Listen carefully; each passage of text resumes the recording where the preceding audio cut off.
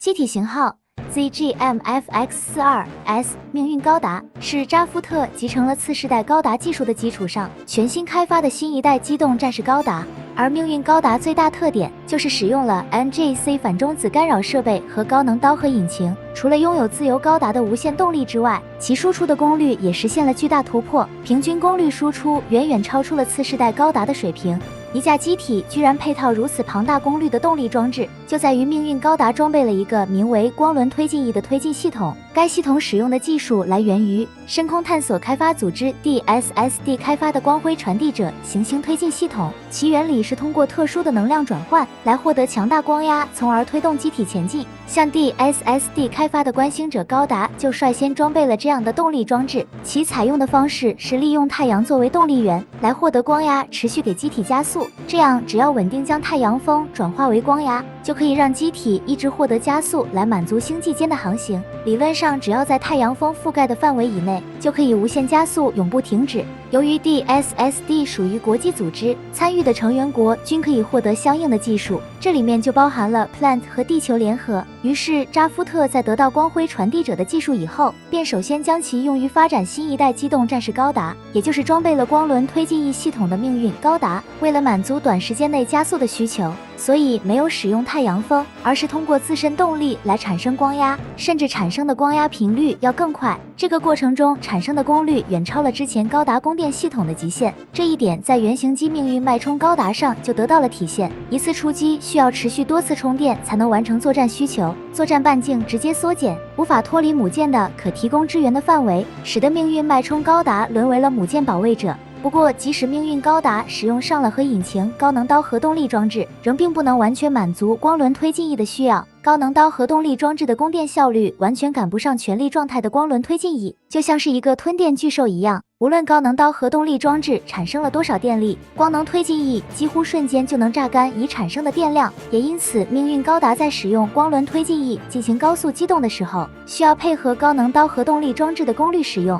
倘若无节制的滥用光轮推进翼进行高速机动，将会陷入功能不足、缺少电量的境地。然后光轮推进翼在启动以后，也会与观星者高达的光圈一样，伴随着发光现象，看上去就像是一对巨大的光之翼。在高速机动的过程中，会在视觉上形成类似海市蜃楼那样的残影，可以给予对手在视觉上造成扰乱效果，这样就使自己在进行接近战时处于有利状态。而且开发人员还更进一步，在光轮推进翼的基础上结合了幻象化粒子胶体的运用，从而加强了命运高达在高机动时形成的残影效果。关于命运高达的武装，近战武器是一把 MMI714型阿隆戴特大型光束剑，该剑体型巨大，破坏力极强，配合光轮推进翼进行突袭攻击，对手很难及时反应进行应对，其冲击速度带来的气势十分强大，很容易就被命运高达一击致命。驾驶员真飞鸟首次驾驶命运高达出击时，就通过这个攻击方式击穿了阿斯兰驾驶的火虎，其展现出来的战斗力极具压迫感，足以令对手感到窒息。这场战斗还展示了命运高达安装在手掌位置的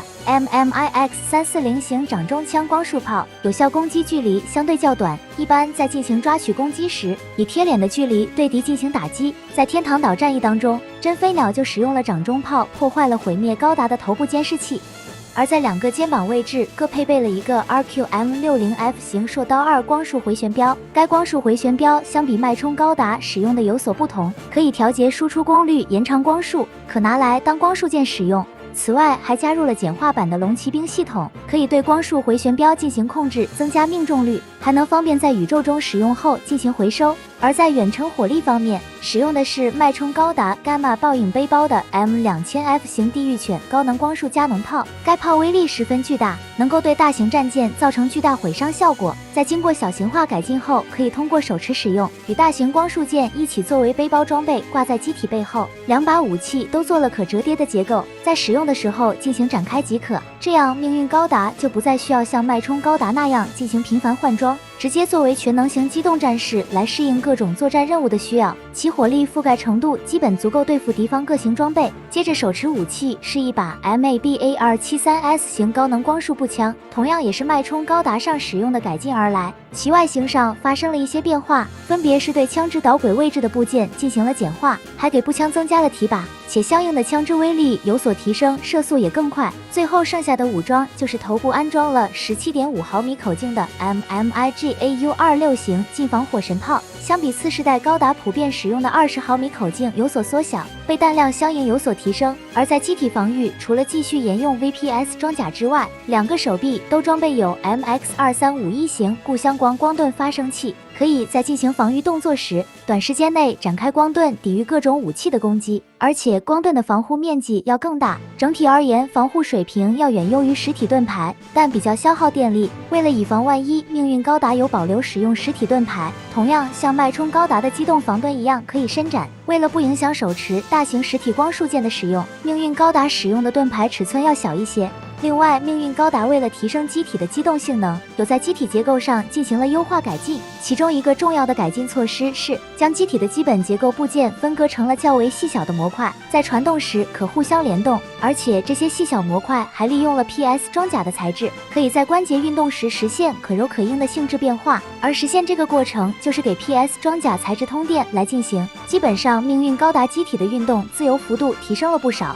像一些人体才能做的极端战术动作，命运高达已经可以成功做到。如果配合驾驶员的操作习惯来对细小结构进行不断微调，还能实现更多复杂动作。同时，这些可柔可硬的部件还有一个特性，就是通电后过量的能量会以光子的形式会在关节表面释放出来，使其散发出暗淡的金属光芒。现在可以看到，命运高达由里到外都进行了提升，而且新技术的使用占比不低。这种投入与当初研制自由高达时一样，背后反映的是扎夫特，尤其是迪兰达尔议长要决胜的信念。所以命运高达一出场就展示出了强大的战场统治力。在拥有了命运高达以后，迪兰达尔议长就凑足了与地球联合进行决战的条件。很快，在一番操作之下，以揪出大西洋联邦的深层组织 Logos 为抓手，成功分化了地球联合。在集结了所有反大西洋联邦的力量以后，便前往天堂岛与其展开决战。这场战役两边都精锐尽出，各自的决战兵器都悉数登场。地球联合一改手势姿态，派遣自己的数架毁灭高达主动出击，没有选择依托基地的防御工事进行死守不出。面对对方数架毁灭高达为首的进攻部队来势汹汹的攻势，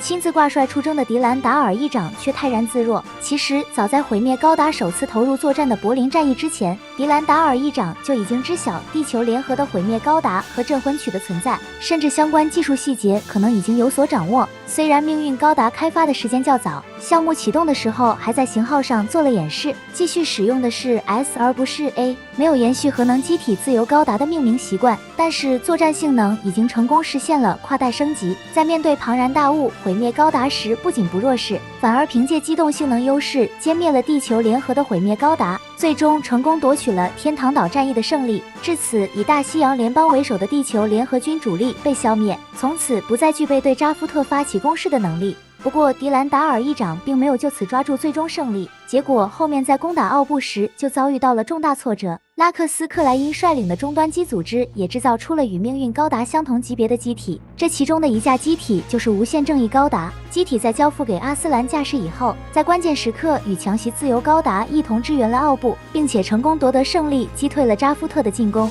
由于真飞鸟在打法上较莽，显得破绽较多，几次战斗中还出现了因持续战斗时间过长和没有掌握战斗节奏使用能量，导致命运高达能量供电不足，出现了断电的情况。这样的状态显然是不足以跟阿斯兰进行匹敌的，所以从奥布到弥赛亚的2场战役，阿斯兰均识破了真飞鸟的招数，然后很果断的在关键的时刻给予了命运高达重大打击，成功将其斩落马下，让命运高达退出了战斗。这个被迪兰达尔议长亲自命名并寄予厚望的机体，最终与他精心筹备的命运计划一起彻底破灭。值得一提的是，命运高达其实制造了并不只有一架，原本的计划打算制造数架命运高达来组成一个特殊王牌战队。迪兰达尔议长给这个战队取了个名字叫缔造者，由海涅维斯汀夫卢斯来担任队长，并且准备好了由他驾驶的命运高达。可以看到其外观显示的颜色调整成了它的专属配色，包括光束剑等武器的光束颜色和光轮推进翼散发的光之翼也均是橙色。由此得出，这些改动是为海涅作为缔造者的队长来准备的。